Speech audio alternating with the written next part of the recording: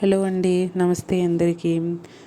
ఎన్నో కుటుంబాలను కాపాడే 7 శనివారాల వ్రతకథను మనం తెలుసుకుందాం. ఈ 7 శనివారాల వ్రతకథను విన్నా, చదివినా, చెప్పినా, వినిపించిన జన్మల దోషాలు తొలగి కోటి జన్మల పుణ్యం వస్తుంది. ఆ వెంకటేశ్వరుడి అనుగ్రహం తప్పకుండా కలుగుతుంది. వీడియో చూసే ముందు ఒక్క లైక్ చేసి నమో వెంకటేశాయ అని కామెంట్ చేయండి. మీరు ఇచ్చే చిన్న లైక్ నా ఛానల్ గ్రోత్కి ఎంతో సహాయపడుతుంది. కలియుగం మొదలైనది. ఒకనాడు కలిదోష నివారణ కోసం మహర్షులందరూ నైమిసారణ్యంలో ఒక యాగం సంకల్పించారు. అయితే ఆ యజ్ఞ ఫలాన్ని ఎవరికి దారబోస్తే ప్రయోజనం కలుగుతుందని చర్చించారు. వారిలో భృగు మహర్షి యజ్ఞఫలానికి త్రిమూర్తులైన బ్రహ్మ, విష్ణు, మహేశ్వరులలో ఎవరు తగినవారు నేను పరీక్షించి వస్తాను అన్నారు. ఆయన మహా తపస్శాలి. మునులంతా అందుకు ఆమోదించారు. భృగు మహర్షి ముందుగా సత్యలోకానికి చేరుకున్నారు. బ్రహ్మ అతని రాకను గమనించక సరస్వతి వీణానాదంలో మునిగి ఉన్నాడు. దానితో భృగు మహర్షికి కోపం వచ్చి మహాతపస్సులైన నన్ను అతిగా మన్నించలేకపోయావు. సృష్టికర్తనని అహంకరిస్తున్న నీకు భూలోకంలో ఎక్కడ పూజ పునస్కారాలు లేకుండా పోవుగాకం అని శపించాడు. తరువాత భృగువు కైలాసానికి చేరుకున్నాడు.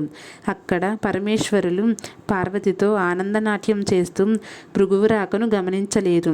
దానితో భృగు మహర్షి కోపంతో, శంకర, నీవు నాటి విలాసాలలో మునిగి మహాతపస్సులని అతిథిని అయిన నన్ను నిర్లక్ష్యం చేశావు. కాబట్టి భూలోకంలో నీకు లింగరూపంలోనే కానీ నిజరూపంలో ఆరాధన జరగకుండా ఉండుగాక అని శపించాడు. ఆ తరువాత భృగు మహర్షి వైకుంఠానికి చేరుకున్నాడు. ఆ సమయంలో మాధవుడు పాన్పు మీద పడుకొని తనకు పాదసేవ చేస్తున్న లక్ష్మీదేవితో సరసాలాపాలు ఆడుతున్నాడు. మునిరాకను విష్ణు గమనించలేదు. అప్పుడు భృగువు వెళ్ళి, అతిథిగా వచ్చిన నన్ను అవమానిస్తావా అంటూ విష్ణుమూర్తి గుండెల మీద ఒక తన్ను తన్నాడు. ఒక్కసారిగా లోకాలన్నీ కంపించాయి. అయినా శ్రీ మహావిష్ణువు రవ్వంత కూడా ఆగ్రహించక పరమశాంత స్వభావంతో లేచి మునికి నమస్కారం చేసి ఇలా పలికాడు. మునీంద్ర, మీ రాక చేత వైకుంఠం పావనమైనది. మీ రాకను గమనించని నా అవినయాన్ని మన్నించండి అంటూ భృగు మహర్షికి పాదాలు ఒత్తాడు. భృగు మహర్షికి గర్వభంగమైనది. దీంతో భృగువు విష్ణుమూర్తికి నమస్కారం చేసి, ఓ దేవదేవ, మీ వంటి సత్వగుణ సంపన్నులు 14 లోకాల్లోనూ ఎవరూ లేరు. నా అహంకారాన్ని మన్నించండి. మీరే లోక సంరక్షణకు తగినవారు. కాబట్టి భూలోకంలో కలి ప్రభావాన్ని నశింపచేసి ధర్మ సంరక్షణ చేసి ప్రజల కష్టాలను తీర్చడానికి తప్పకుండా అవతరించాలి అని ప్రార్థించి తిరిగి భూలోకానికి వచ్చి మునులతో ఇలా చెప్పాడు.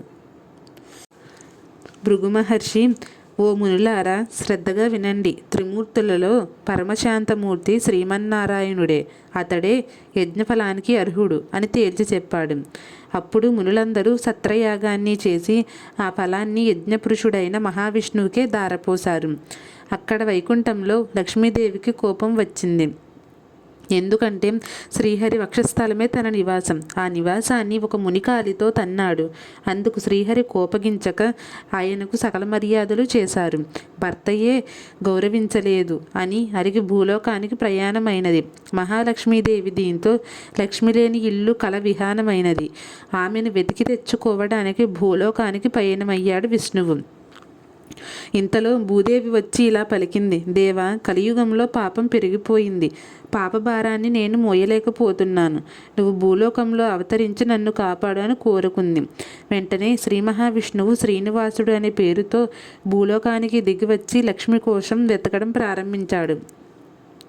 శేషాద్రి కొండలలో ఒక పుట్టను నివాసంగా చేసుకున్నాడు.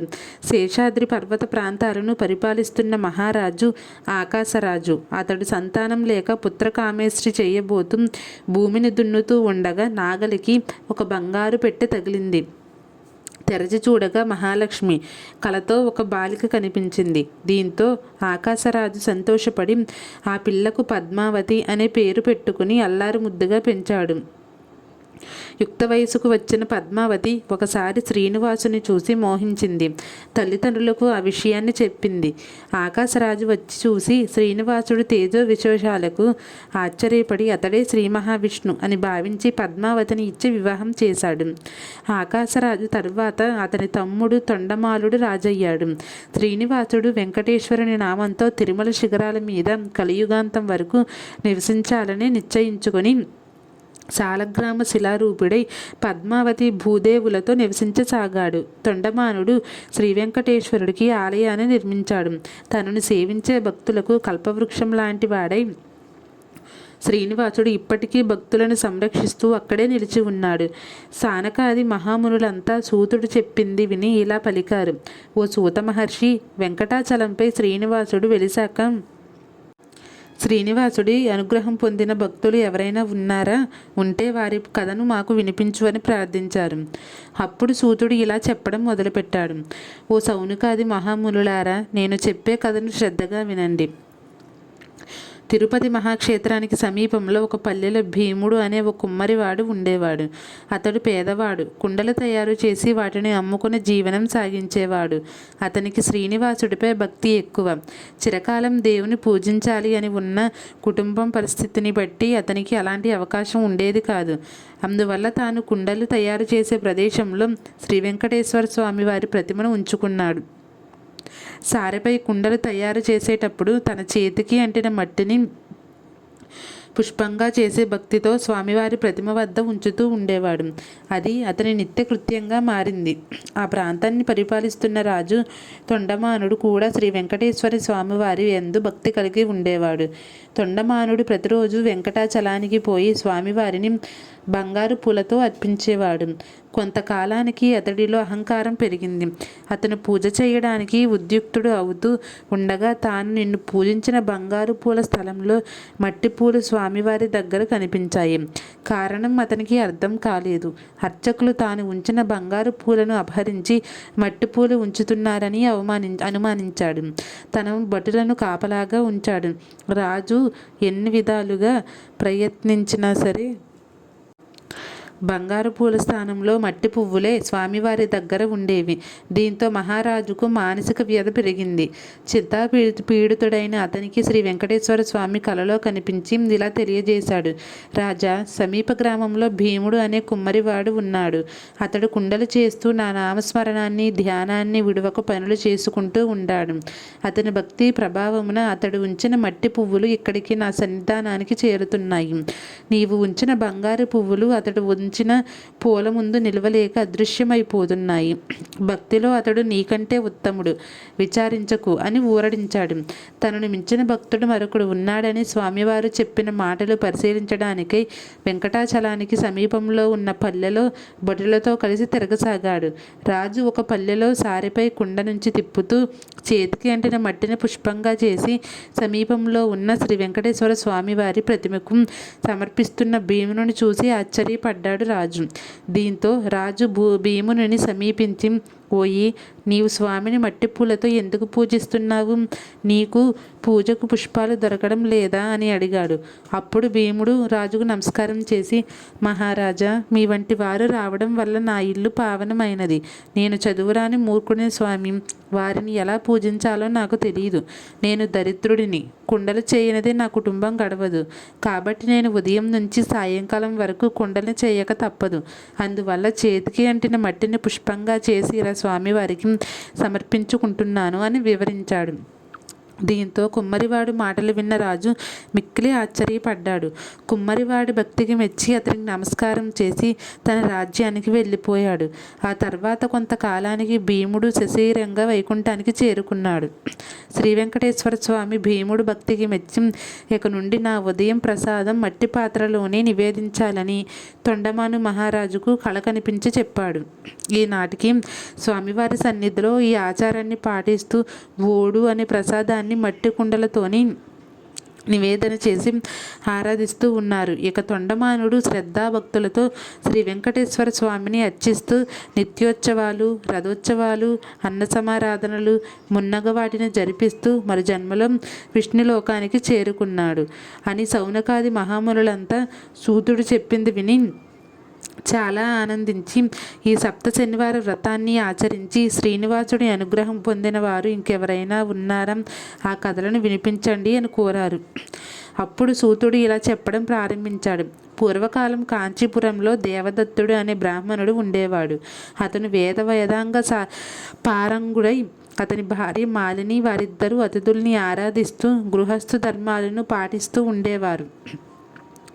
వారికి శ్రీ వెంకటేశ్వర స్వామి ఇలవేలుపు. ఒకనాడు వారింటికి కాశీయాత్ర చేసి వచ్చిన ఒక బ్రాహ్మణోత్తముడు వచ్చాడు. ఆ దేవదత్త దంపతులు ఆయన్ని సాక్షాత్తు వెంకటేశ్వర స్వామిగా భావించి అతిథి మర్యాదలు చేశారు. భోజనం తరువాత ఆ బ్రాహ్మణుడు వారి జాతకాలు పరిశీలించి ఇలా పలికాడు. జాతకం ప్రకారంగా దేవదత్తుడికి శనిదోషం వల్ల అపమృత్యువు కలిగే సూచనలు కనబడుతున్నాయి. ఆ అపమృత్యు దోష పరిహారం కోసం సప్త శనివార వ్రతం చేసి అటు శనీశ్వరుని ఇటు వెంకటేశ్వర స్వామిని భక్తిగా కొలవండి, ఆరాధించవలసిందని చెప్పాడు.